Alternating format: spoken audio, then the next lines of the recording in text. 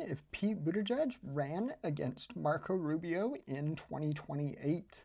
Today we're going to be doing that exact hypothetical situation. We're going to start with Nevada and then move eastward.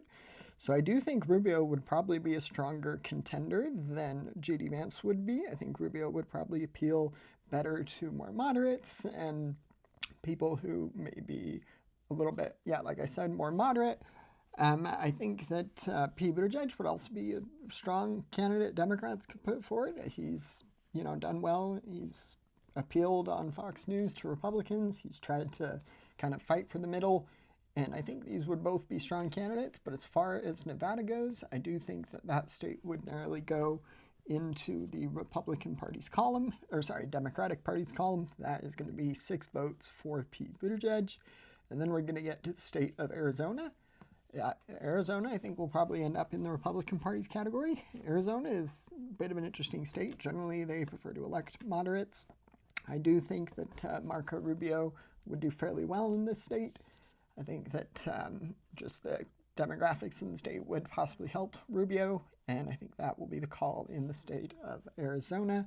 And then we're going to head over to Georgia and North Carolina. I should point out, in Rubio's Senate confirmation for Secretary of State, he did quite well. He got the votes of quite a few Democrats, and I think he has some broad appeal, which is why I generally have J.D. Vance losing to the majority of Democrats, aside from AOC. But as far as Rubio goes, I think that things would be close, but for now, I'm going to put the state of Georgia into the Democratic Party's column. I do feel the opposite about the state of North Carolina. I'm going to put that into the Republican Marco Rubio's column. And then we get to the district in the little Nebraska-Omaha region. That one I'm going to put in the lean blue margin.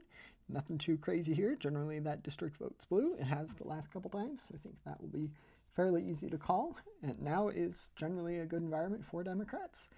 And then we get to the 3 Rust Belt states that will really determine the presidency. I think that Marco Rubio's best hope probably is in the state of Pennsylvania. Generally, I have that one as the most favorable to the Republicans, 248 to 246, so we can do some hypotheticals. If Marco Rubio were to win these 2 states, it would end up in the Republican Party's column. And if he were to win all 3, it'd be 290 to 248. For now, I think I'm going to do a split call. I do think Wisconsin would probably end up in the Democratic Party's column, but I would probably call Michigan and Pennsylvania for former Senator, current Secretary of State Marco Rubio. So that's going to be the call there. Republican victory, 280 to 258. Don't forget to like and subscribe. Thanks. Bye.